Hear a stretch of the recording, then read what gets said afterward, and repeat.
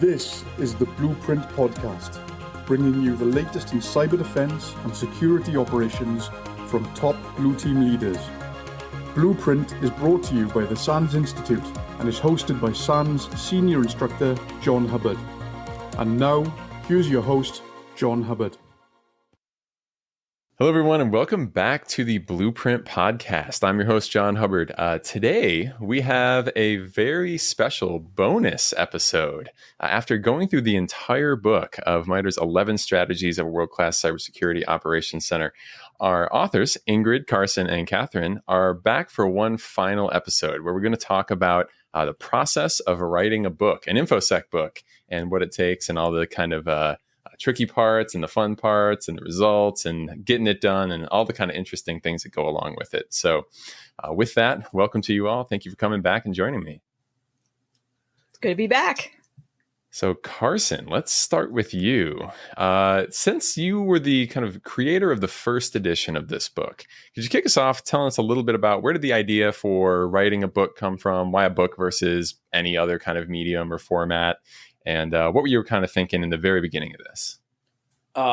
It's a great question, and it'll spur a long story that will wind through, a bunch of different aspects of why write a book and what to think about this.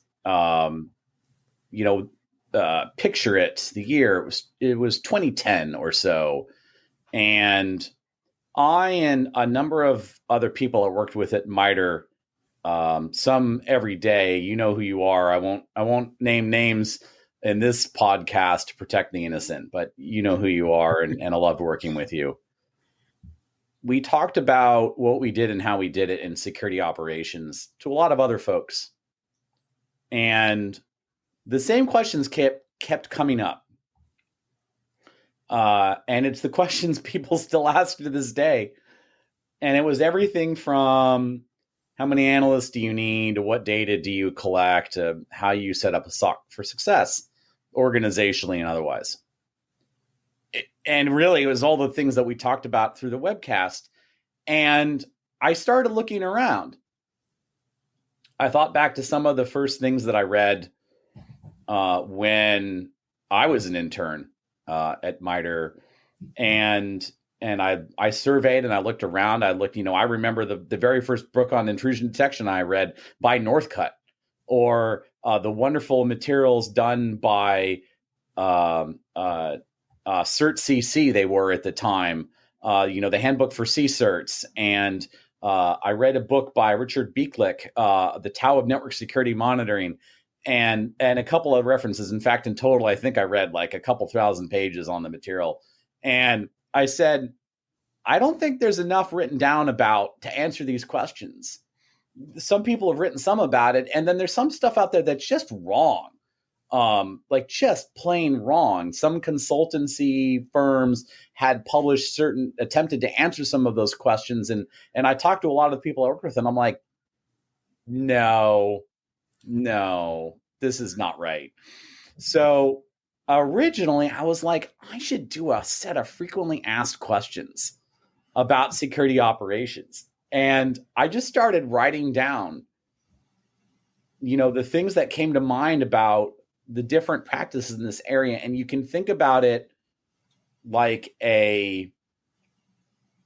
how a solar system forms, right? It starts as this ball of dust and gas in the middle of space, and it has no form, and it's totally random. And that's how it started. And as I went on, because you start with a blank sheet, and this is actually one of the ways to approach how to write a book is, well, where do you get started? And I took probably the wrong approach, and that was write random thoughts down and see how they're related. And where I thought we were going to get we're just going to have this FAQ. We're going to call it the SOC FAQ, frequently asked questions. And it's going to be all about, the questions, and we're just going to leave it at that. And as new questions come up, we're going to write down more answers, and life's going to be grand. And then, one of the folks I work with and a couple of folks I worked for were like, nah, this should be a book. And at this point, MITRE, again, a corporation that operates multiple FFRDCs working in the public interest.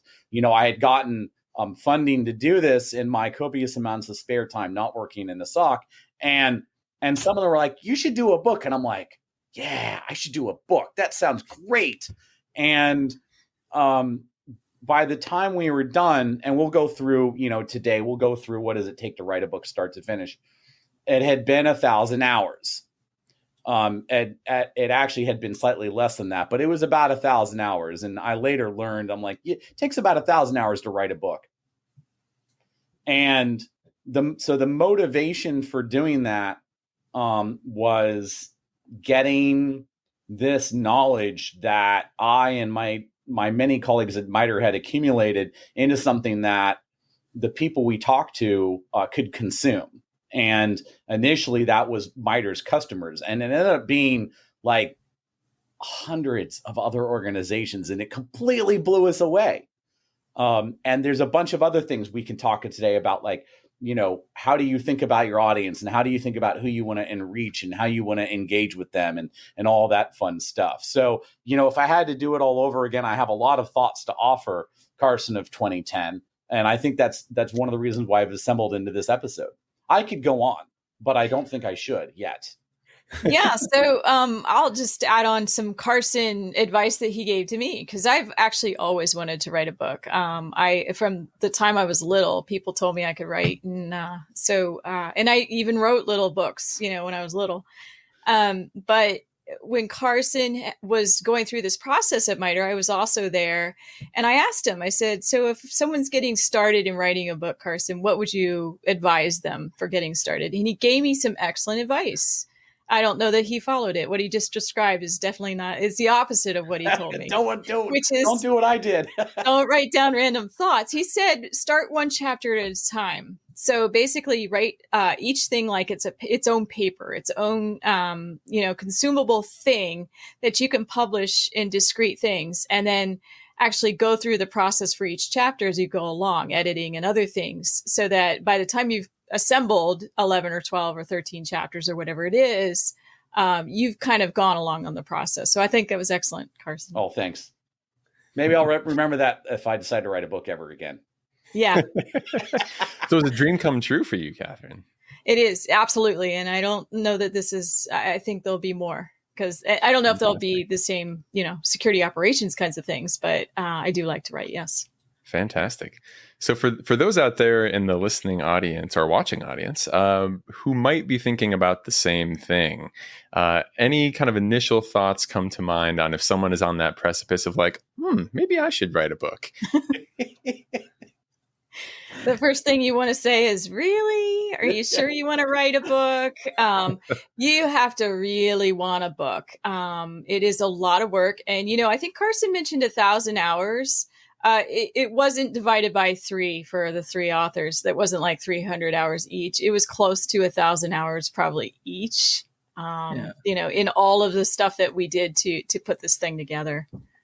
Yeah. So, and that's a good point of clarification here, is Carson was referring to the first edition, which was put together in 2010. Right. And then eventually, wasn't the published date like 2014 though? 2014, right. Yeah, it was 2014. Yeah. Which gives you an idea of how long they take. And then the 3 people here worked on the second edition, and I was part of the original team that was putting together, okay, what do we want to put in for a proposal to MITRE for a second edition? How long do we think it's going to take? And we were doing a second edition, and we thought, it'll just be a few light updates. And sorry. Yeah. Cybersecurity changes a lot over the years, so we had to do some things. I had no intention of writing the book. I was not originally going to be part of the team. And just as we've started thinking about, who was going to be involved, how we were going to do this, it was like, yeah, you know what? I've worked in a lot of SOCs, and I have opinions, and I've got some thoughts, and I could jump in and do some stuff. I had no idea how much work it was going to be. So we happened to be doing this during COVID as well. So there was just a lot of flux in our personal lives, in our work situations, in expectations of, do we have time? Do we not have time? Where are we going to go? But it took us nearly 3 years to go from the starting idea of, hey, we should do a second edition, to actually putting it out. And it was a lot of nights, a lot of weekends. I think all of us put dedications up front to our significant others in our lives, thanking them for the time, because it really is, something you have to spend the time on. And as we discovered with 3 of us, there's the time it would take you to personally do it. And then there's the time it takes you to collaborate and to work with other people and to do the back and forth and to disagree and politely disagree and then not so politely disagree and then to go back to being friends. And so I think, there's just a lot to think about if you are considering doing a book in terms of, is this the right format for you? Why are you even doing it? Like for all of us, it was, we wanted to put something back out into the community. I mean, it's part of the reason that it was free. It's the reason we enjoyed doing it with MITRE. It's why we went with this particular format that I had one sponsor when they heard we were doing a second edition said, make it thick enough that I can, bonk somebody on the head with it, but not so thick it's going to hurt.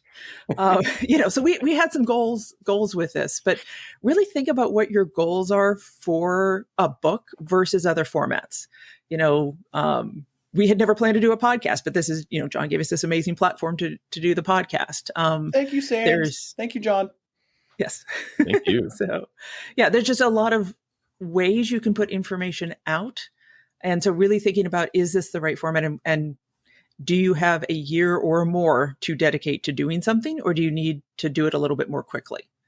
Yeah. And I would add to the motivations, make sure it's not about money if you're writing a technical book. I got that advice probably 15, 20 years ago when I worked with several authors at one of my previous employers, and you don't make money on a technical book most of the time. Not a lot of money, not like real money, capital M. And this person had written the textbook that was used in 30 countries, several different languages, many, many colleges for doing Excel at the time. So he said, he told me how much he made off of the book. And I was like, oh, okay. So he said, so you don't do it for the money, which made this easy to say, yep, we don't want to make money off of this book. And we're truly giving back to the community. And that helped my romantic notion of writing a book. It's like, oh yes, I'm giving back. That's why I'm doing this. So it helped it along in those tough hours when Carson and I were arguing over something. Just kidding, Carson.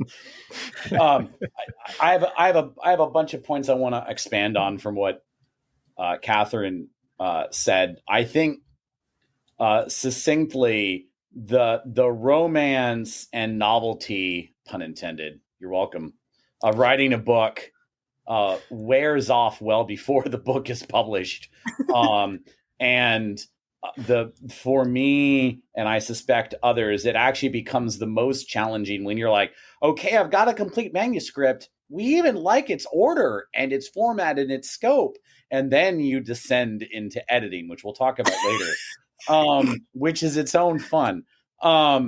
So, for me in the first edition, and I think for us in the second edition, again, let's bring it back to what is your intent and who are you trying to reach? And we knew that we had a lot of people out there. I did in the first edition and we did in the second edition. Didn't realize how many in the first edition of audience who I wanted to communicate with about how to do this better. And that was truly my motivation. In the first edition, I think that carried through. And MITRE is a corporation, a not-for-profit that operates FFRDCs in the public interest. Giving away a book like this is entirely consistent, in our judgment when we originally released it, with that, right? Let's get this knowledge back out to the people who can go and do brilliant things with it. And there's been I think I've lost track of the number of times. It's certainly not hundreds, but it's not just a dozen either, where in the last 10 years or so, people have come to me and said, Carson, thank you. This book served as our blueprint, pun intended, as the way we structured our SOC. And I'm like, that's so cool, because that was what, we had in mind. So again, examine your motivation, examine who you're trying to reach, and think about ways you can reach them. Writing a book is like kind of going, if you haven't written a blog or written short papers or written articles or written an entire chapter, it's kind of like saying, I'd like to take up hiking. And then my first place I'm going to hike is going to be K2. and like maybe you should reconsider what your first attempt is going to be. Yeah, that is fair. I started publishing some articles a few years back, not thinking I actually was brought in late to this process. So, I didn't know I was going to get to be a part of this. So I was publishing blogs and a few other things just to kind of dip my toe in the water and see what I thought. With the motivation, part of my motivation that really comes back to me each time I think about this when I was in those tough times was about not just giving back, but that people would build on the knowledge we have. One of my frustrations in this field, having been in it for as long as I have, is that we really haven't handed off the knowledge and built on it in a way that's more exponential. Yes, we are doing things a little differently here and there, but there is foundational knowledge that should be out there that everybody should just know if you're getting into this field. A lot of it's in this book, and all the references and resources that we provided in the book. But my true frustration is in that I want to see us do a lot better and grow and do it differently and better. Yeah, I'll give you one. Let me give you one lessons learned, and then I'll let someone else talk for a while, Ingrid. So the whack-a-mole thing. I don't know if others know this one, but over the years, every once in a while I come across an organization that has something bad happening from an IP address or something like an IP address, and they block it. And that's the answer. That is definitely not the way to do security operations. So that's when I say, please read the book, Ingrid, I'm sorry, go ahead. And this builds on that, which is, so we've talked about writing a book is hard. Think about whether this is the right format. But to talk about why we felt this was the right format, it's because a book has a set of gravitas to it that is and a set of permanence to it that is a little bit different than writing an article, writing a blog post, putting something out that, there's a lot of material that comes out every day. We all know we have to read constantly to try and stay up with everything. The book has a level of permanence to it that we observed with Carson's first edition. Like, people held on to it. They went back. They referenced it. Even when it started to become more out of date, there was still evergreen content in there. There were still things that people would go back to and point out to. And that's what we wanted to do with the second edition too. Because we did start some of the early discussions of, should we even do a book? Should we just do, a set of blog posts? Should we do some updates? What's the right format?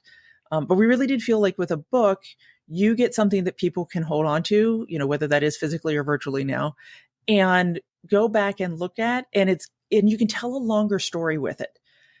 Because if you are doing things as in even a series of blog posts or something else, you're often capped with how long will people sit down and look at something? Do they reference it? Do they look at it the same way? With a book, we never anticipated anybody reading this start to finish. If you do, that's amazing. Please let us know. But we kind of viewed it as, you might dive in. You might say, oh, this is interesting. That's interesting. But if you did read it start to finish, you'd kind of get a story that builds on each other. So it's a different storytelling format that can play really well into certain ideas. So as hard as it was, it felt like this was a really good format for what we wanted to share. And so as Kathryn was saying, we really did think this was going to be a bunch of light edits, but we learned that cybersecurity changes really fast, and there's a whole bunch of stuff to talk about. And we tried really hard to just say, oh yeah, here's, 5 different topics. We want to talk about cloud, and we want to talk about this. And then we're like, yeah, but we want to talk about the business, and threat intelligence is different. And where are we going to put hunting and deception? And then the next thing you know, we've got this whole whiteboard of ideas, and we're drawing lines between everything. And we're like, okay, so we're just going to reorganize a little bit. And then that turned into, okay, we're reorganizing the whole thing. And then adding a chapter. So for anybody who's wondering, 10 editions did not become 11 because we added a chapter. It became 11 because we just had so many things that we threw everything up and tried again. The book was better for it, right? And this actually gets back to why I mentioned the story of why the first edition came to be. Is originally it was sort of like, well, we went from 23, 24 frequently asked questions and answers to 10 strategies. And to an extent, it was sort of like arbitrary. And this is one of the things I would advise the audience to think about is like when you write a book, you're taking some amorphous blob of information and you're linearizing it. And there's a lot of different ways to take any blob of information and turn it into linear form. And that was actually where a bunch of our conversations doing second edition came up was this, okay, so like, where do we put blah? And what do we do about blah? And it was really fascinating. And one of my biggest pieces of advice to the audience is if you're going to write a book and like, honest to goodness, you've actually decided a book is the right vehicle. I hope it's not. Don't write a book. Just kidding. Is you need input from someone who is invested in understanding your material thoroughly early on about the structure and scope of the material you are delivering. You have got to get clarity on that structure and scope early on, because as then you start producing material, you're going to start taking dependencies on the different part of the material. And if you screw up that structure early on or have to restructure later, oh, brother, you're in for trouble, because it's gonna cause a lot of rewrite and a lot of re-edit. So it sounds a little bit like you still had a little bit of the solar system method of like throw it all on the board, figure out how to connect it, and then still kind of turn it into a coherent bundle of chapters, right? So absolutely. And the good part was we had so much of the original material that we're like, if you go do a comparison, there are parts of that material that we pretty much lifted, borrowed liberally from Carson's first edition, or stole. Some of it didn't need to change, and some of it our thinking changed, or the industry or the tech changed. Yep. Or were things that, Carson had even acknowledged he had either thought about and just didn't have time, or space to put into the first edition, or, were just new ideas that we were all coming up with. And that speaks to, having 3 people work on this felt like a really good number. Like it was enough that we were bringing in new ideas and we had some different perspectives and we've had different experiences within SOCs, but it wasn't so many that we couldn't get to an agreement.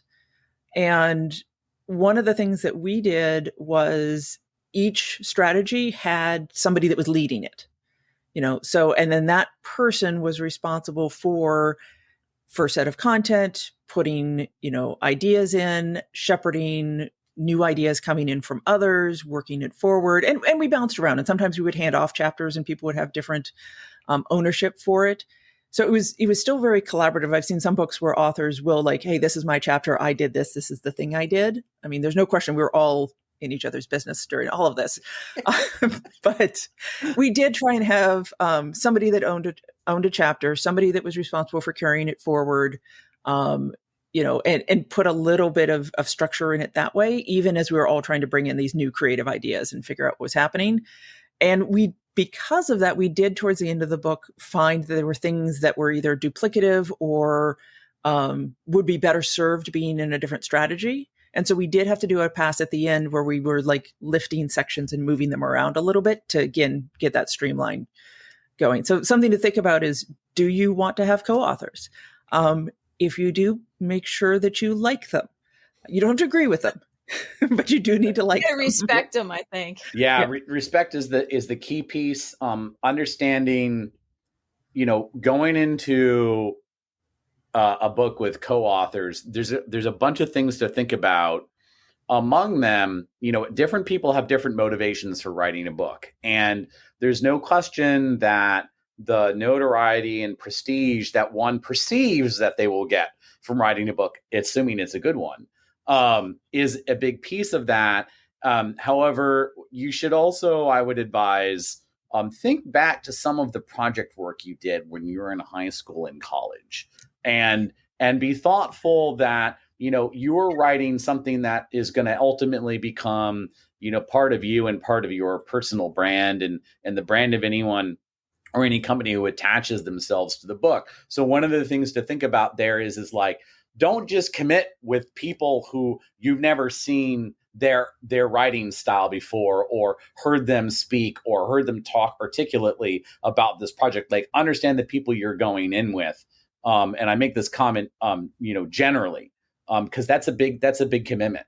And you want to make sure that you're on board with people you might have vigorous debates with, you might disagree with, but, establish that you can kind of come to that positive outcome and that, you feel like everybody's contributed. And that actually is an interesting dovetail into one of the things, we chose through the process of getting the book out the door, not to put our names on specific chapters. I think part of that was we had our fingerprints all over everything, all of us.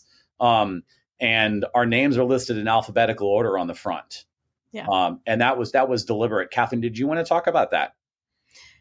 Yeah. So, I think you just said it. It is alphabetical. I think every one of us touched every word in that book. So there really isn't a way to distinguish that someone provided more content than the others. I certainly didn't provide more content than the others. It is completely alphabetical. And that was the only way we could think to list, us on those. I think it was important to put the names on there. But we touched, I think, wouldn't you say we all touched every single word in that thing? So, yeah, even the stuff, like we mentioned, there was a good bit of content that we looked at from Carson's first edition and tried to figure out, like, okay, is this the right thing? Can we just carry it forward? But even then, we were critically reading it, considering whether that was the right tone, the right language. Some of the way you speak about things has changed over the years. Carson's own voice has changed over the years. Yeah, it sure has. And sometimes you would go in and say, oh my goodness, what? I can't do it with the Carson voice, but it's like, why did I write this? What was I thinking? And you're like, no, we're just going to slash all of it. Carson is sometimes a little more casual than some of the rest of us. So, in his language and how he talks, his anecdotes can be. So voice was another thing I wanted to bring up. I know now that I have a very strong voice, and I started working on that voice during the blogs. So when you come into a situation like this, you need to know what your voice is up front. Now, blending three voices together, three strong voices together in a book is an interesting exercise. And I think Ingrid, that was her strength in bringing us together through organizing and the way things she would point out when we didn't quite sound like we were on the same page from a voice standpoint. I speak a little more formally maybe than Carson does, but Carson is fun. So we didn't want to lose all the fun that Carson had. I think that's well put, Kathryn. I wanted to tangent for a second, John, off one of the questions you asked before we get to the end of this. I wanted to return to the economics of writing a book. And I love the example, by the way, about the Excel book that was used in 30 countries? Yeah, 30 countries. And I forgot to mention this part of it. What he said to me is, think about it. A technical book, the audience for a technical book compared to a Grisham novel, or, these big authors, Stephen King, these giant authors that make money off of their books and can live off of it. He said, think about that. The audience for a technical book, and within a technical book, a cybersecurity book in particular, is less than 10% of the reading audience. And I was like, ooh, that hit home for me. And it's funny you mentioned that, because I received a very similar piece of advice, or a very harmonious piece of advice. And it's a really good way to put this into numbers. And I don't know where these numbers come from. So this is now third hand. No, me neither. I wouldn't quote them, but that's, rule of thumb. The rule of thumb that was given to me is it is rare for a technical book to exceed 10,000 copies. And that if you have written a technical book and you have sold 10,000 copies of that, you are considered quote unquote successful. Interesting. And then I was further informed, again, this all might be wrong, so don't quote me, that the author of a technical book typically gets somewhere around 10% of the cover price. All right, let's use 2023 numbers here for a moment. Imagine you have, in fact, hit that threshold exactly, 10,000 copies at $40 a copy. That's, hold on, but only 10% of that. That's what, 40 grand US for 1,000 hours of your time? Hold on, I'm doing more math. That's wrong. That's $40 an hour. So you're not making money on this, generally. Yeah. Thanks for circling back. That's exactly. So better to just donate the money. Right. So we've said it before, and we'll say it again. But the book was given away on purpose to reach the widest possible audience. I think we succeeded in that regard. When you download the book on a major reseller or order the print-on-demand copy, neither us nor MITRE see any of that money. Oh, and Carson, that is an excellent segue into, so how do you get from ideas to an actual published book? Oh, let's do it. Because that is not an easy thing. As you brought up earlier, like, you can do all of this, you can have your 500 pages, whatever you've got, you think it's wonderful. I would recommend working with an editor as you're going along. And something to keep in mind is there's all kinds of different editing that goes on. There's, Kathryn brought up earlier that I did some of the structural editing, which is one of the things that you need to do. But you also need to do and go in and have kind of a flow within the content editing. And then you get into the actual line editing and hey, is your punctuation correct? Did you use the right, tense, all of those types of things. And then there's editing later on that goes to, okay, once you've laid out the book, did everything land where it was supposed to? And what do the pages look like? And so just keeping in mind that it's not as simple as saying, oh yeah, we just need to get an editor. You have to think about the different types of editors that you want. Also keep in mind that because if you're doing a technical book, does not mean you need to have a technical editor who knows your field, but you need to work with them really closely to help them understand what is typical within your language. And we did that with one of our editors where they had made some edits and we didn't have them edit everything. We had them start with something that was smaller. And then we had a conversation about why we chose the language that we did, or why something was capitalized the way it was, or something else, to help them understand the technical space, so that then they weren't going through and trying to make all of these edits that were not relevant to the kind of material that we were sending out. So that was the editing process was really interesting and educational. Like, I've worked with a lot of editors, but again, they've been on shorter products.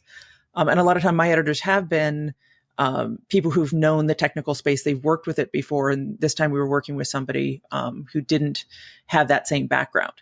So just a lot of things you have to go through and make sure that you're kind of up to date.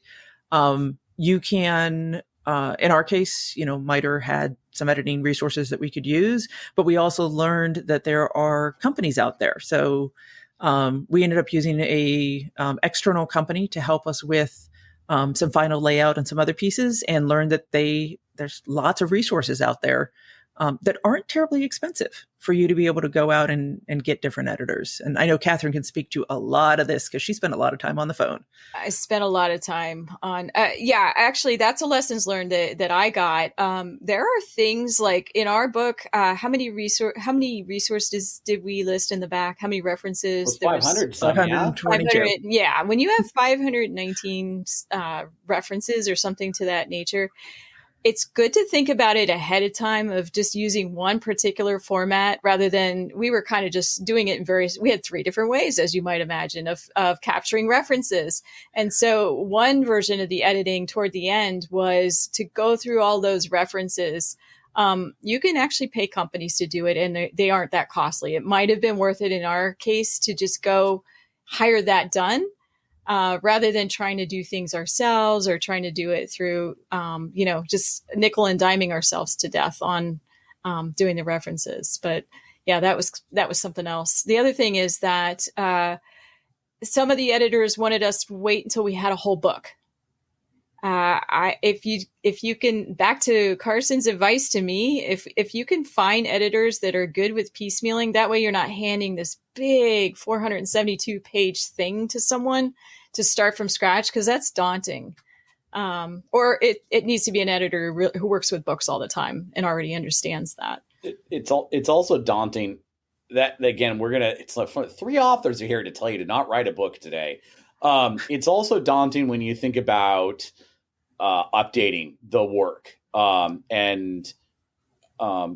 You've heard us already talk about how the very deliberate choices we made, not just in content and in scope, but reorganization and retailing of message and whatnot. That's when you produce a 400 or 500 page work, it becomes a big deal to update that. And that's one of the reasons why, depending on how you present the material, you might think about chunkifying that or breaking that up in a way that enables you to update it. Maybe you need to think about a format that can be democratized. And this actually goes back into one of the points Ingrid made. Ingrid, you forgot technical edit. And when I say technical edit, I mean bringing to bear diverse perspectives on whatever it is we're writing down. This is one of the things that I had to a limited degree when I was working on the first edition was, I needed people to tell me if like my definitions were like, is this right? Like, I'm saying the right thing? Like, is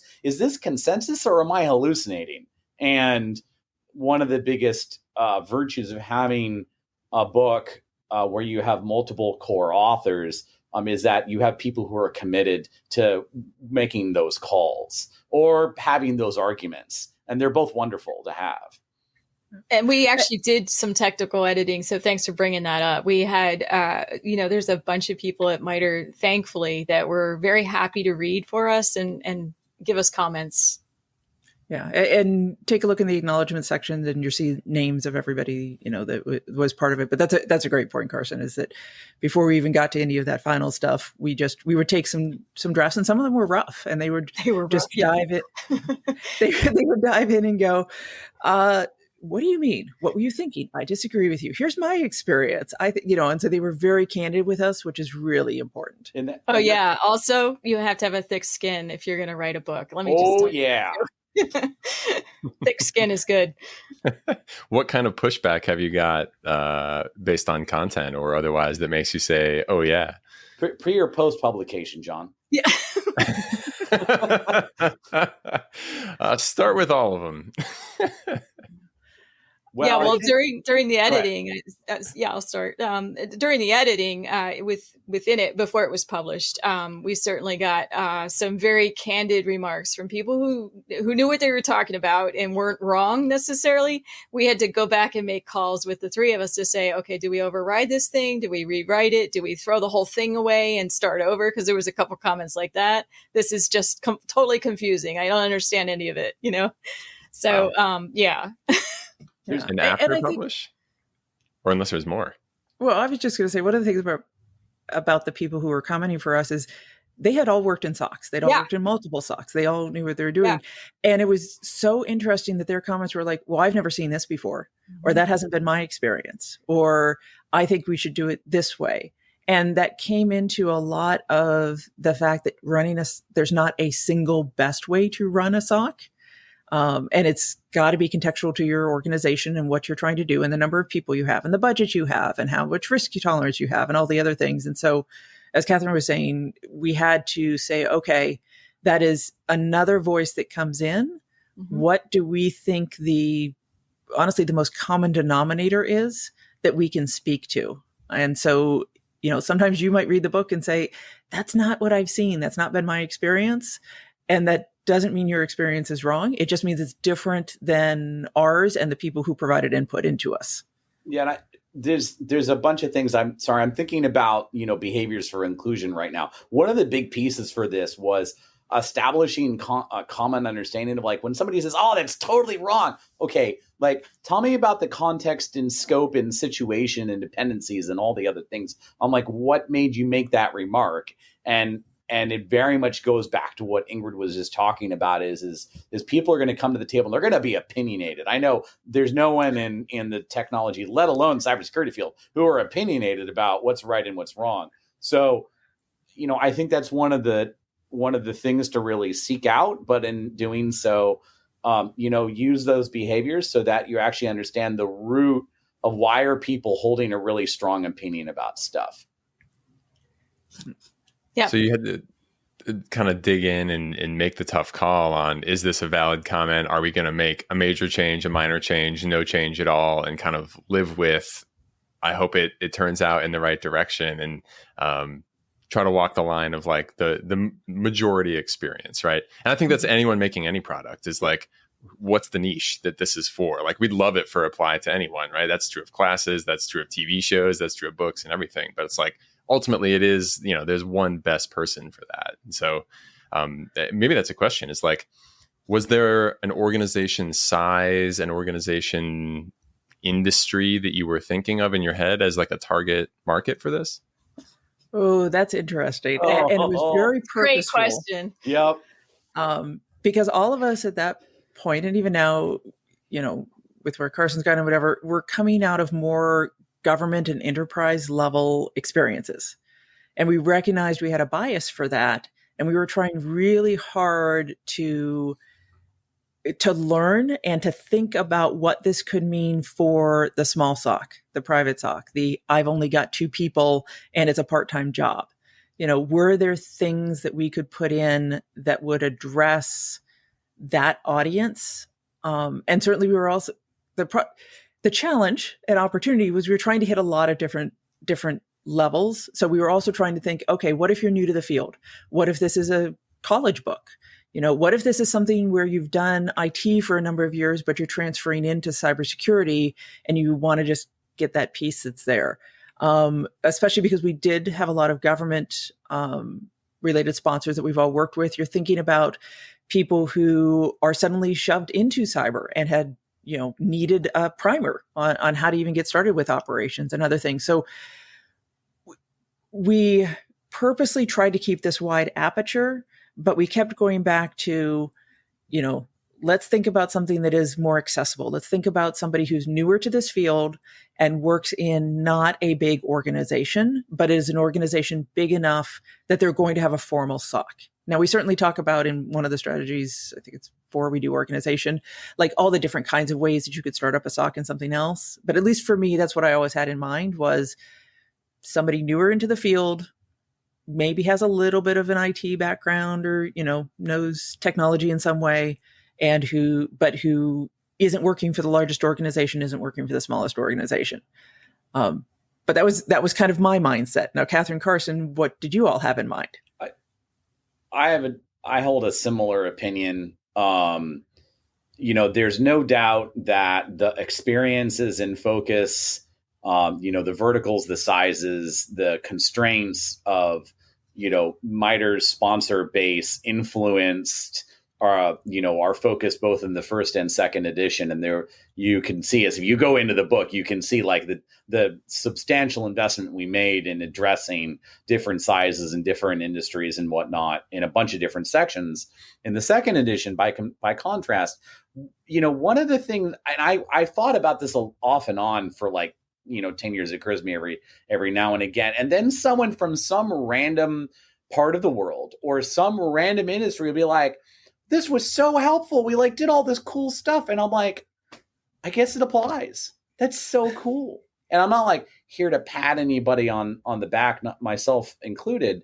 I'm just saying there's a lot of things that seem to resonate and extend. However, we did go out of the way, especially I think it was, in chapter 3 talking about, well, how do you really need to think about this different when you're big and small? And I think, save us all, gosh, save us all. If we do a third edition, I think we're going to continue investing more in differentiating that story. So I had a different perspective.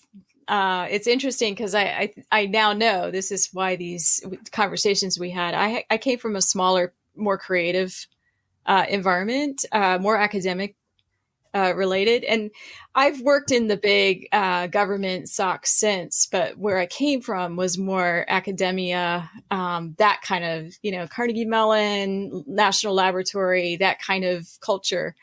And so we were lean and mean and writing scripts and, trying to figure out how can we cover 60,000 things quickly.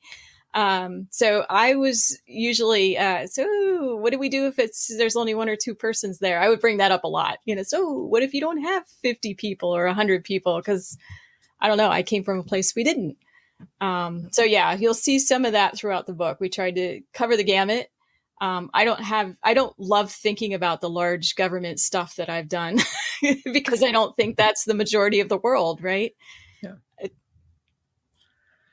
So it sounds like you all kind of, came together, coming out with a, coherent voice, as you had mentioned before, and, produced all this content. But going through all of it, one of the other things I definitely wanted to know is like, I know, having written, courses and stuff myself, there's that moment of like, at the start, woohoo, I'm going to write something, right? And then, it's going up the hill on the roller coaster. And then all of a sudden you're like, oh my God, what did I sign up for? What am I doing to myself?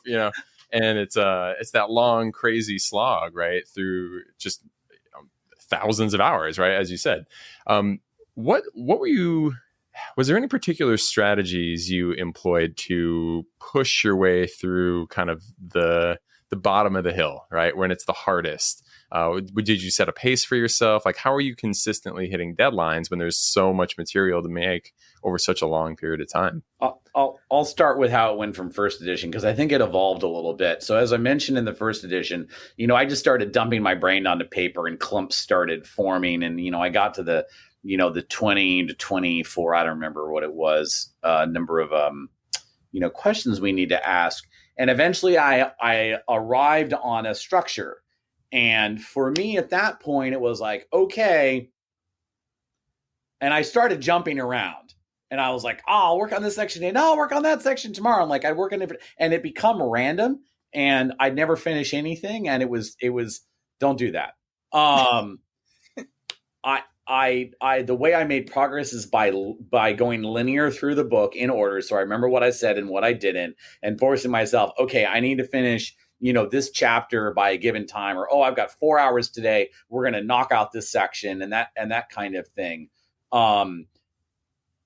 It got spicy, towards the end, getting second edition out the door as we kind of nailed down structure. But it's like, okay, ship's leaving the station. I'm going to let Ingrid and Kathryn talk about that experience. That was fun.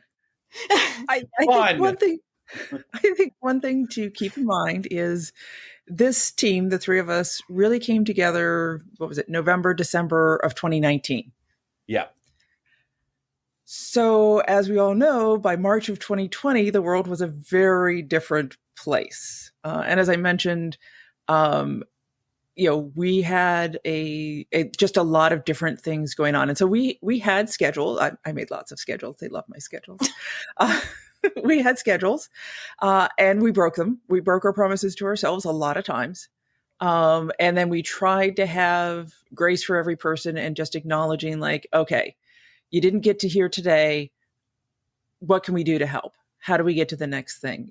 We tried a lot of different strategies. We tried, let's go work independently. Let's get on the phone and collaborate with three of us. Let's 2 people go off and read it and the third one reviews. Like for us, it was whatever works that particular week is the route we're going to take. And so I mentioned that we had, people would lead strategies and that's what we're trying to do, but sometimes we'd pass them off. Sometimes we get into something and just go, I'm at a blockage on this one. I remember one time, Carson, when, I was like, I just can't do this. And you're like, okay, let me have it for a night. And he just wrote something that was like a bunch of words, that was just a Carson idea. I'm like, okay, that got me over it. And then I was able to go back in on that strategy and like actually put a bunch of stuff together. And I know Carson, Kathryn, you all sometimes would just get on the phone night after night and just go, I think this was the IR chapter. You're just like, okay, we need to talk again. We need to talk some more. We need to do whatever. So to your point, John, like there wasn't a single strategy. The strategy was don't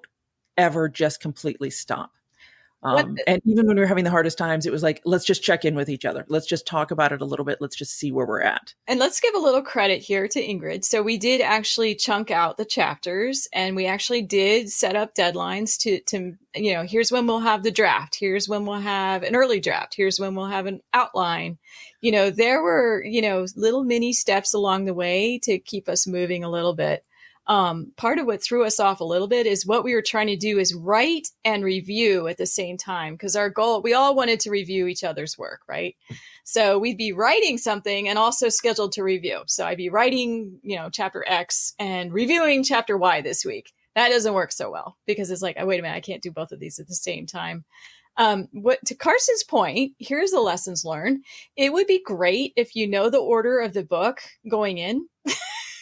and you stick with that order of the book, because when you write sequentially like that, that's where editing becomes a very, very large job. If you move complete chapters around, like moving the last chapter to the beginning chapter, because then you don't remember what you've already said, and you have to go back and say, I'm introducing this concept. And then later on, you can refer back to it.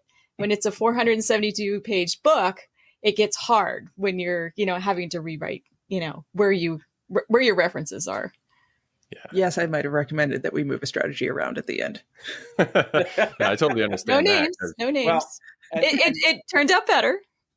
And so that actually, this brings up, I think one of the biggest struggles that we had, oh goodness, almost at every stage of writing this, but definitely at the end. And to go back and I'm going to start answering part of one of the questions John asked that we only got to half of, and that was his feedback on the book post-release. And that is of scope. Scope is always going to be a challenge. Scope of individual sections of the book, and then scope of the whole entire work. And that was one of the questions. Like we made very deliberate choices early on about certain things. We were like, I'm going to pick a random example. Memory forensics. We are not writing a book on memory forensics. You want to learn about memory forensics? We're going to give you some really awesome references on that. And we stuck to our guns. And then there are other areas we're like, oh, wait, I can talk about this. And then there's this, and like, oh, and this, and that's and that. And so one of the feedbacks that I've received both on first and second edition was, oh, you didn't talk about blank. And in fact, I'll share with one random piece of feedback I got recently that's had my mind going. And that was, we didn't talk as much about the shared sense of community and operations inside the SOC. And I'm like, that's interesting feedback. Even if we did talk about that, did we talk about it enough? And I'm sure we'll go, Ingrid and Kathryn and I will go have a conversation about like, how do we feel about that? There's always risk about scope in terms of both when you finish and what do you initially set out to do and how do you structure it? Speech over.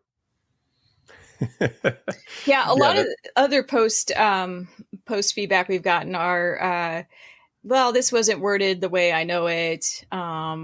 This is not correct. This is 10 instead of 11. This is 4. We had a few of those kinds of things. Some of them very valid, and we appreciate it. We're still deciding if we're going to go back and fix some of. There are some like legitimate things in there that we could go back and fix should we choose, but you have to re-up it with the publication and all of that. So yeah, I'll give you a random example. There are of something that is not editorial but like substantive in nature. There are people in the world, I've spoken with them, some of them very recently, who have very strongly held positions about the difference between a CCERT and a SOC. And in this book, as in the first edition, we chose to conflate them. And that makes some of the readership very upset. If you're listening to this, I'm sorry, I think. We apologize.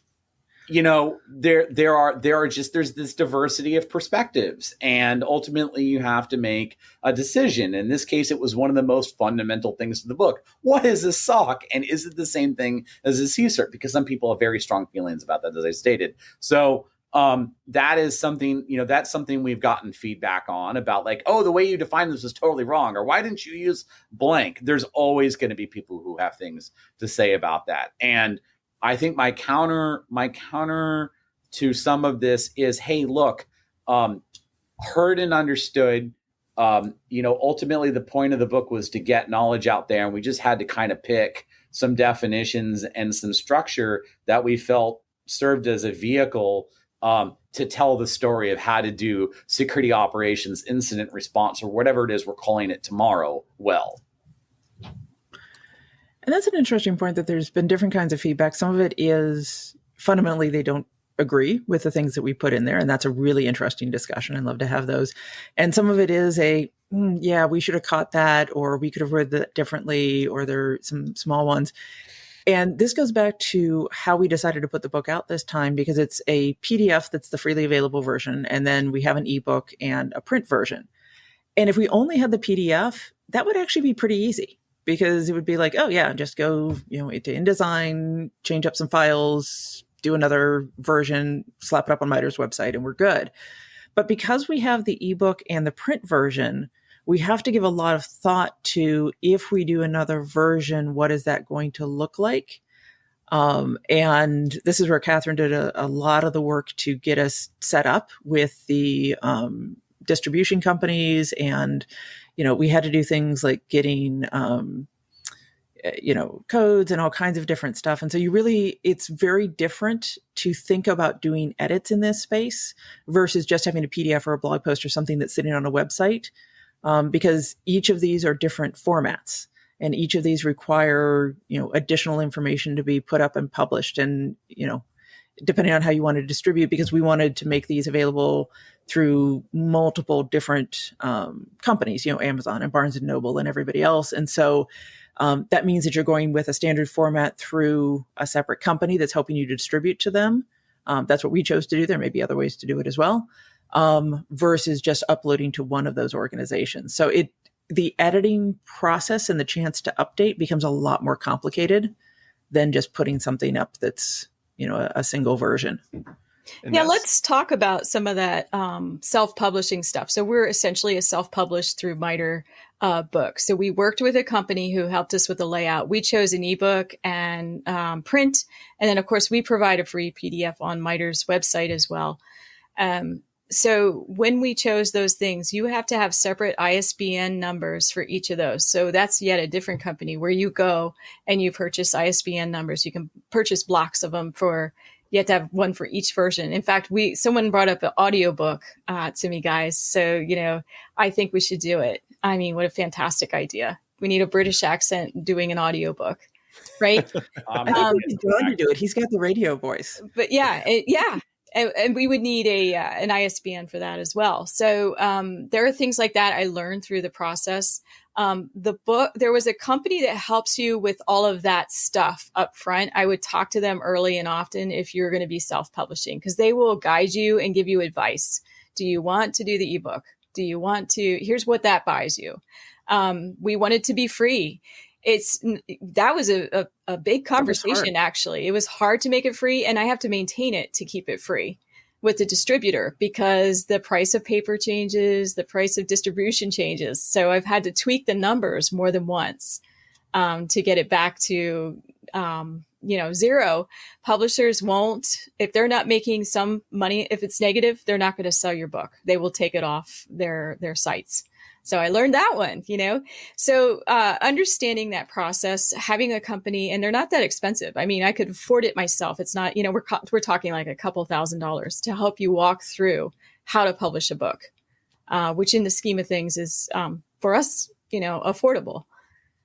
What else did they teach us? Layout. How do you want to do the numbering? They could do indexing for us. So if you want to be able to refer back to pages, where do we talk about incident response? What pages? And then it'll go through and they can do that for you.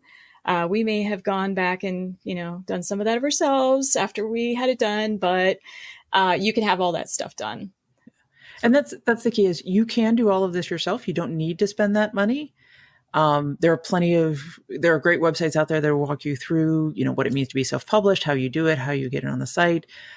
This is one of those places where we were able to work with MITRE and chose to spend a little bit of money to have them kind of jumpstart and help us, because we were so new to the field and had no idea how to even get started in this space. Well, yeah, little secrets about how's your book, how many books would be distributed, which distributors would get you more exposure. How do you do it internationally?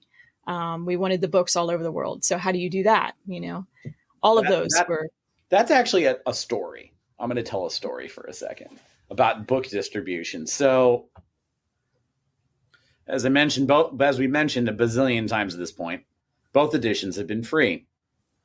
And so let's go back. This is the year's 2014, and the book is done. And my management was talking to me like, Carson, how many copies do you think we distributed this thing? And I'm like, oh, I don't think I know more than like 200 people. Like 200 or 300 copies, I guess. they printed 1,500 copies.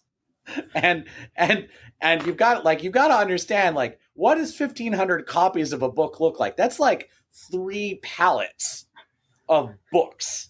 And that weighs a lot. And so these 3 pallets of books came into MITRE. They said, oh, we printed 1,500 copies. I'm like, what am I going to do with 1,500 copies of a book?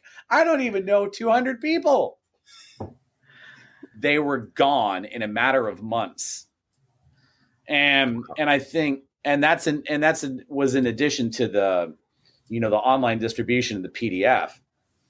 So the message I'm trying to send is your perceptions around the audience and the readership for a book may be substantially different as soon as you're published. And it would be wise to work with your publisher, work with, a couple people you really trust to figure out, like, what does that really look like? What do we think it's going to be the realistic numbers are? Because you might be surprised in either direction. And you actually don't have to guess, as it turns out, because there's this thing called print on demand. So, I have this little trick going on where I have, a supply in my office. And what I do is when someone says, hey, can I get, 40 copies tomorrow? It's like, sure, just, I'll buy 40 copies. But meanwhile, you can take the 40 copies I have. So I have these I could go sell books if I need to.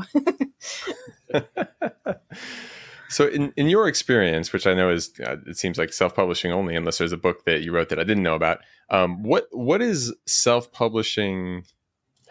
Maybe I should say, what is not self-publishing the experience like, and what is it getting you as opposed to going through all the extra effort you did?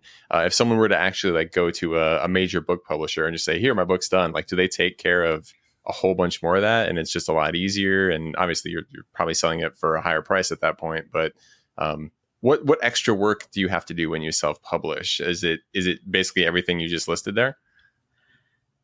Depends on your agreement with them.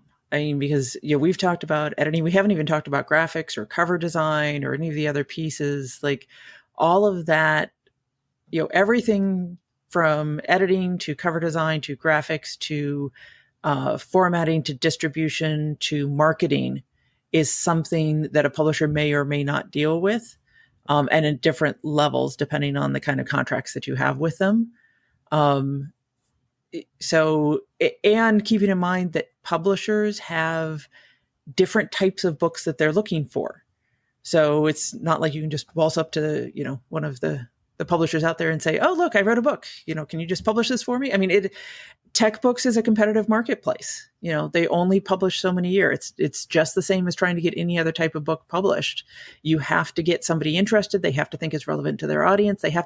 When you go with a company, they have to think they're going to make a profit on it. We talked about the fact that authors don't make a profit from books, or you make a very small one.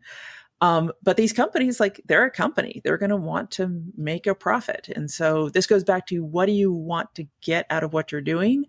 And the self-publishing allows you to put things out that maybe are a little bit different than what a company might be looking for. So I would absolutely do it again if I was doing it, keeping in mind that if you want to have an impact and you want people to know it, you have to think about your marketing for all of this. Like doing this with MITRE meant we had MITRE behind us. And so, they have blogs, they have a website, they have, Twitter feeds, they have LinkedIn feeds, they have all of these other things where they were able to share this with the world. And that helped us to get more of an audience. But if you are doing this on your own, you're going to have to think about how to get people to even know that you've put a book out there. Yeah. That's good. I was going to say there's a couple things to drill in on that. One of them is I'd like to emphasize the point around creative control. And I would urge, prospective authors to think about that at several layers. One of them is the scope and intent of the book in its totality, and all the way down to what individual diagrams look like, what does the cover look like, the font, every aspect. It's a creative work. And by introducing the book in a context where it's going to be sold or gone through a channel that is not self-publishing, the author is more likely to give up some of that creative control. And my advice is be clear on what your residual control will be before you invest the time in writing that. Specifically, if there is an intellectual property agreement or contract that comes into force, before you start committing stuff to paper. And by the way, I'm not a lawyer. This is not legal advice. Please contact an attorney who's barred in your region. Is this something that includes like even the content of the photos and everything else? Like, I guess we haven't really touched on that. Is like, where did the graphic design come from? Oh, that's a fun story. All right. I got another story. All right. Let's go back to first edition for a second.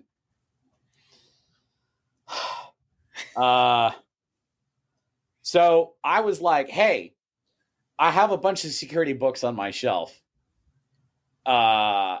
And here's all the things that are on the front of them: castles, ninjas, kanji characters, swords, shields, anything in references to kinetic warfare, locks, keys, chains. I'm like, I don't want any of that on the book.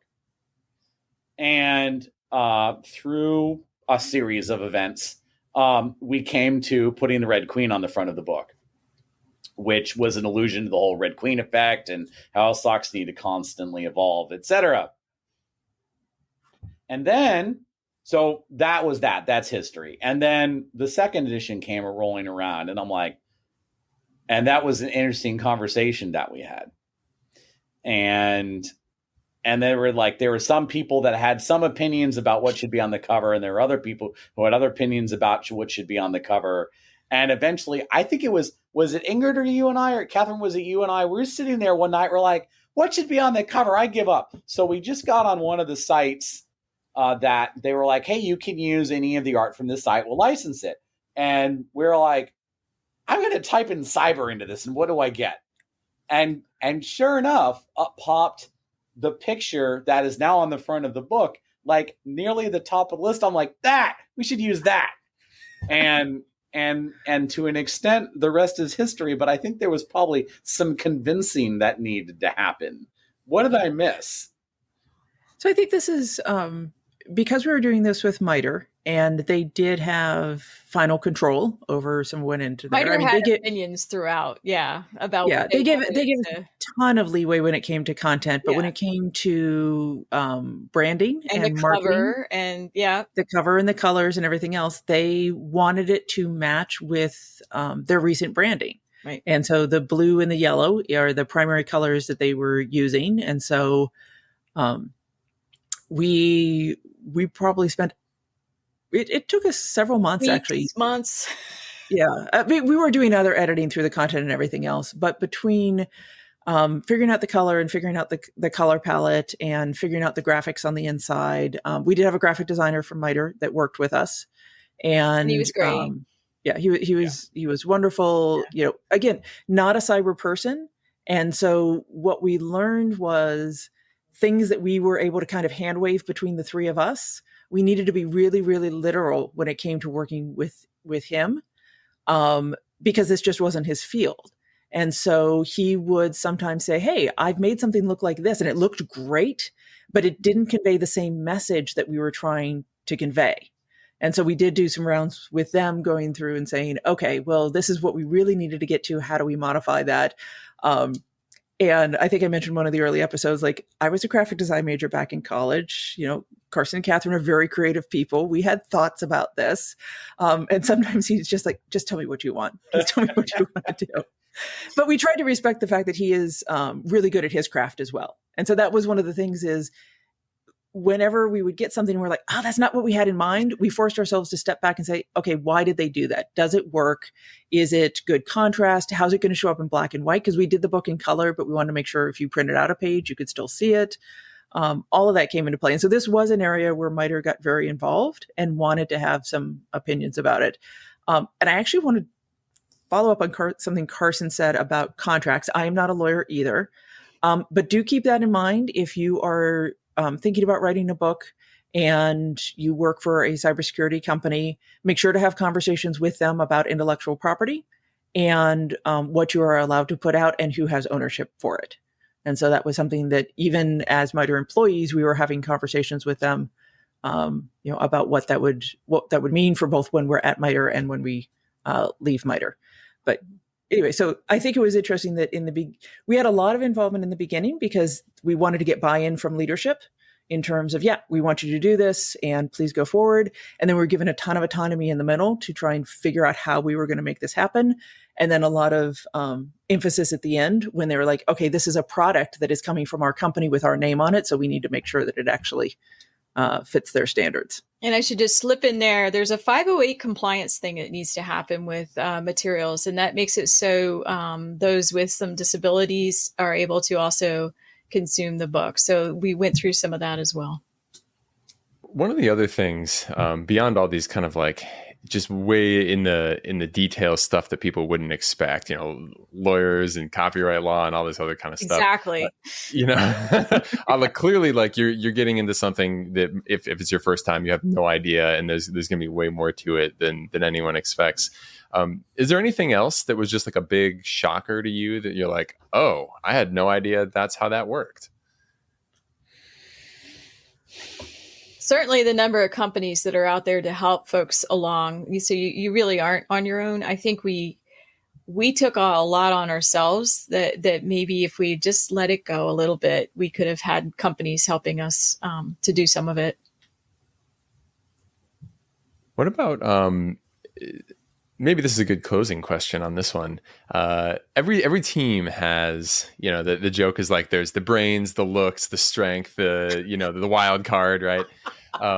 You've made reference here to like Ingrid kind of being the one that's organizing and did a lot of like the very kind of detailed planning of what was going on. What do you think were the strengths that held your particular team together? And then if someone wants to write a book and co-author it, what are the ones they should be looking for in general in any team? Well, I think the easy answer is look for those things that complement you that you don't have, right? Now, I'm also an organizer, so I defer to Ingrid when she has super strong emotions about the organizing. Sometimes she had stronger feelings. I think so. I've been a manager a long time, so I have a lot of the strategic view, and I can dip down when I need to. So I was doing some of that up and down and up and down. But wait a minute, we didn't cover the concept well, or Carson always had details. He's always very, very detailed on what he puts together. I don't know. Thoughts? I love this question, John. I'm also an organizer. So when we were organizing the most organized book in history, one of us would have an idea and the other person would be like, really? Or that's not the way I was thinking about that. Ingrid's got feelings already. I think we arrived in a good place. Yeah. Agree. And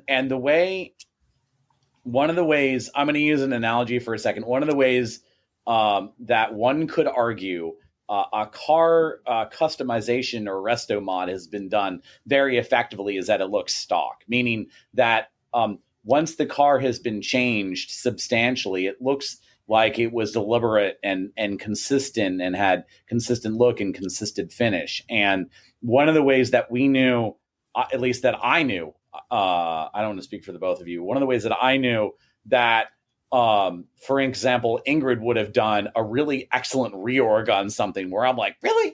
Was once it was done, I'm like, well, that's how it was always done. No, she completely changed it and it was better as a result. I'm gonna pause because I have more things to say, but I want to give Ingrid the opportunity to react. I think if I had to think about the one reason it worked for us is we can all be detail oriented. We can all be creative. We can all be strategic. We all have kind of like different amounts in all of that, but we've all got those different pieces. But most importantly, we were all able to check our egos. Yeah. Like, and really step back and say, oh, you know what? Yeah, I wrote something, but what you wrote is so much better. Or, oh, I liked this, but this is going to work. Or I have this is a place I don't have a strong opinion. So yeah, go ahead and put down what you wanted to put down.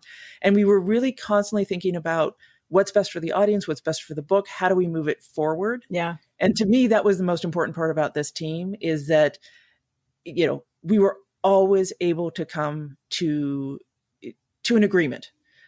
It wasn't always that everybody agreed, but we always were able to get to it. It was never a vote. It was never like, well, two of us said this, so that's what's going to happen. It was really, you know, okay, maybe we had a couple. There was maybe one or two. I'll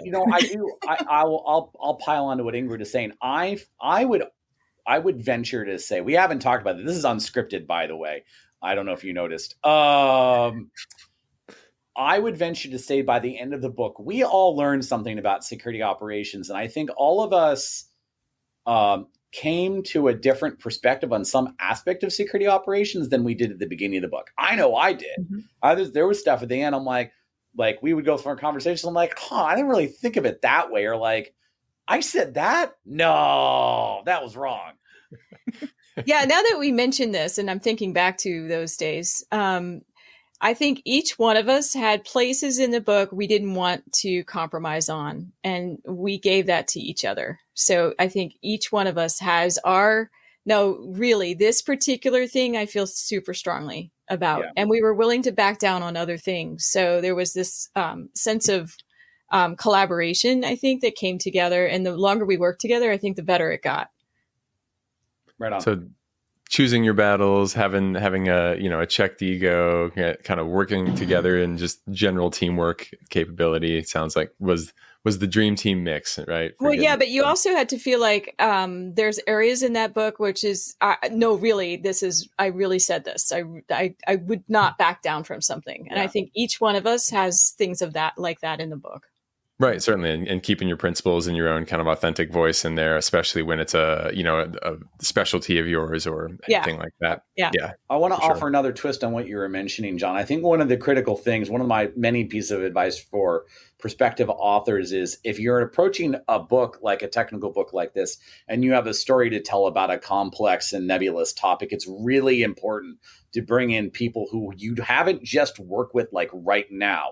Don't just write a book for example, don't write a book about security operations or an aspect of security operations where all of the co-authors have worked in the same SOC for 5 years. You don't have a diversity of experience in that situation, or not perhaps an optimal diversity of experience. You've got to bring different perspectives in different ways. Somebody have, mastered their art, together, because they're going to have different perspectives, and you're going to tell a better story as a result. Yeah. I remember reading something very similar. I think it was in the book, The Psychology of Intelligence Analysis, which I'm sure some of you are familiar with. Yeah. One of the phrases that sticks out to me from the brainstorming area was like, quantity leads to quality, right? Quantity of experiences is going to lead to having a boat of stuff that you can choose from, of which you'll be able to pick the best things, right? And it sounds like that was probably one of the factors that led to your success as well. So that's awesome. Anything else that we didn't cover that's worth passing on to all of the readers that are now super hyped to write their own book? 100%. I think it's probably worth spending a few words on like what happens after you're done. Yeah, definitely. Actually, I was going to ask about that. Yeah. What happens after the button has been pushed and it's released in the world, other than, maintaining prices and such like that you've already mentioned, but which was May 5th, 2022. I remember the date, the button got pushed. Right on. Nice.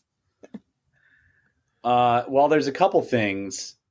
I think that, again, the book is a vehicle. The book is a tool to achieve an outcome, and that outcome usually has something to do with spreading information. So, people who are listening to this, recognize a webcast as another way to carry a message. Many of you listening or watching this have seen or heard Ingrid, Kathryn, and I, speak about this book at a number of different venues, including SANS.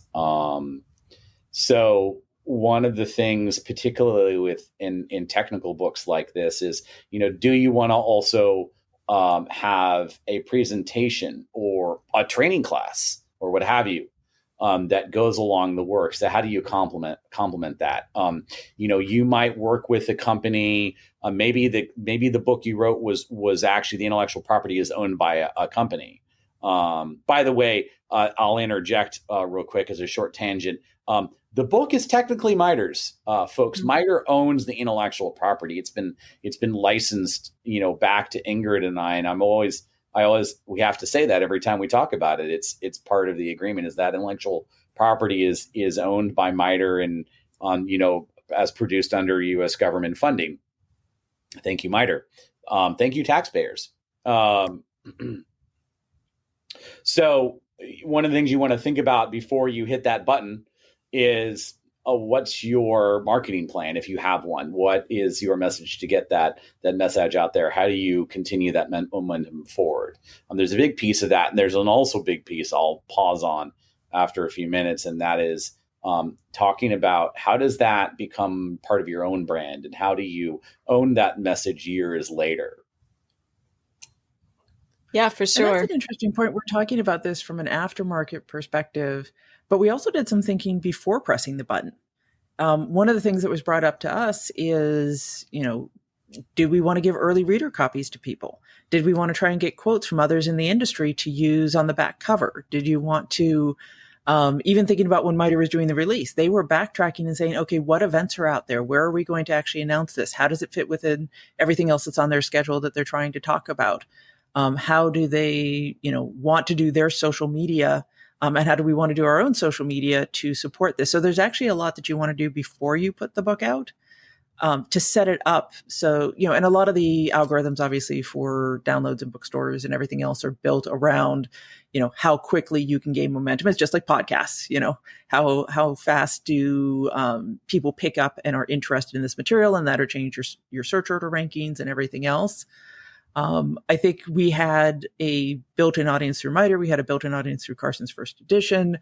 Lots of things that were kind of making it so that people knew that this was going to be coming out, but definitely give some thought to that and how much you want to do to sustain it over time.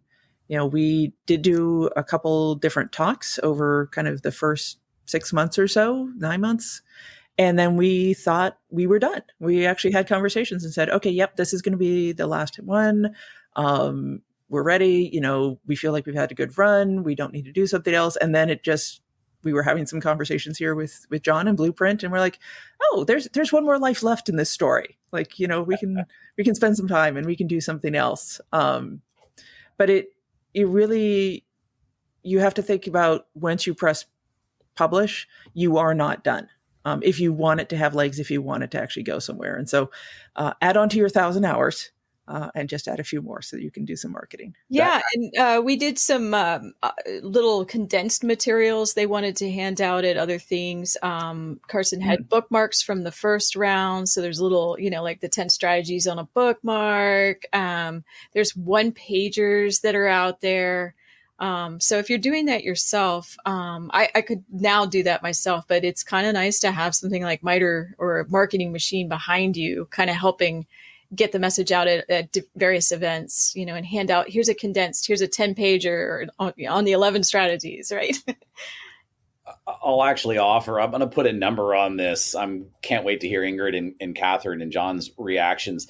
I would actually argue you need to be thinking about you're kind of like your marketing and messaging campaign 12 months before you publish. Here's why I say 12 months. Think about the lead time for the major conferences you want to hit. You need to put together your submission to that conference in their lead time. And a number of the conferences in our industry have a greater than 6 month lead time to submit. So, all right, so you've backed up, you've got that window for that. And then the time it takes you to prepare and do any kind of release for your submission, and think about conferences that might be, just before your release. You don't want to wait, 11 months from your publish date to hit the conference you really wanted to hit.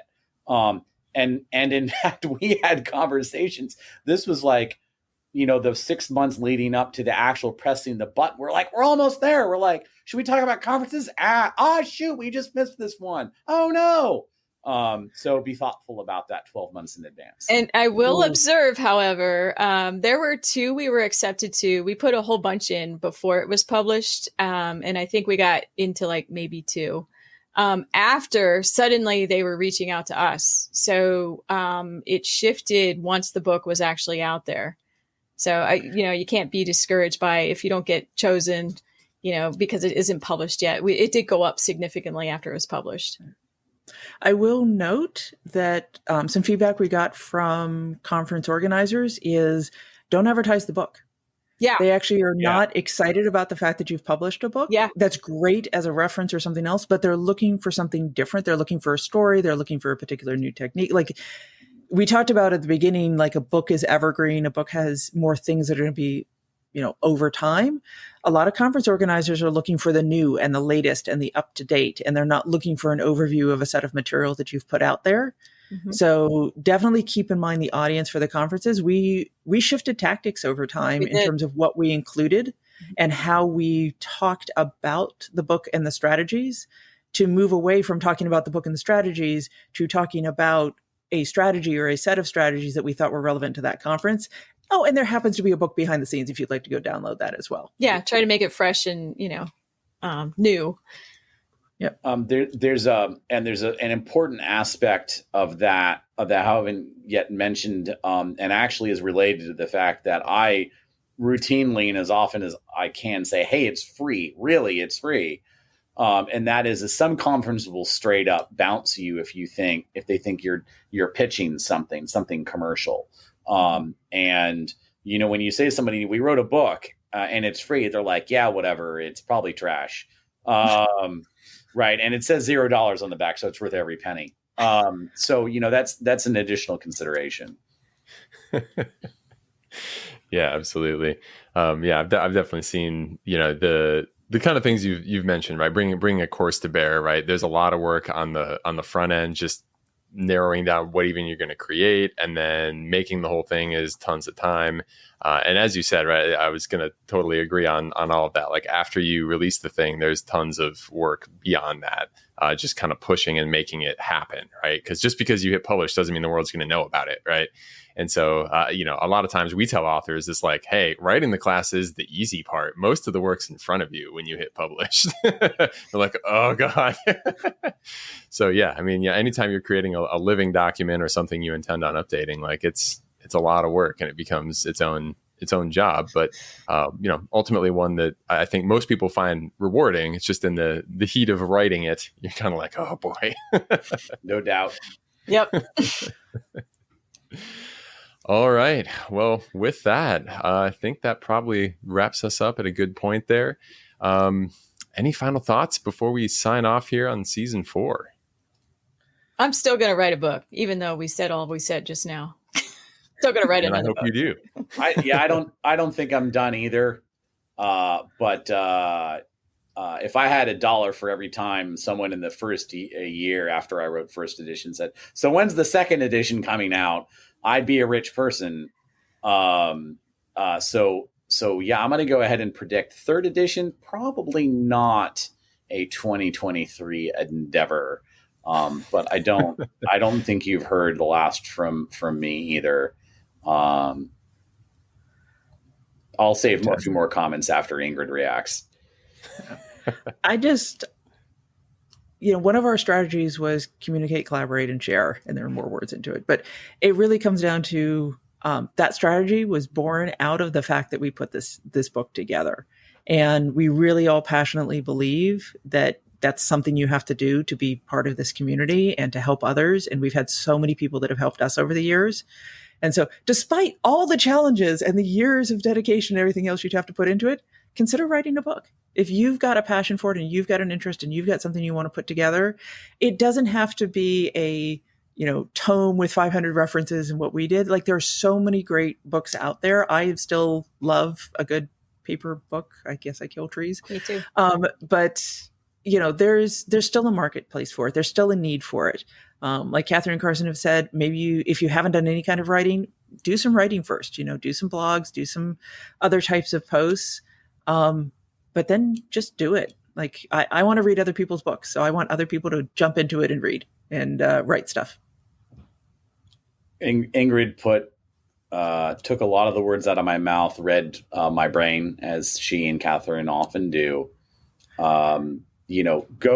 Go engage. I think that's my number one advice today is find a way to engage with the community and give back. One of the things that makes the cybersecurity community, I think, amazing and unique is it's vibrant and it's diverse and it's growing really, really fast.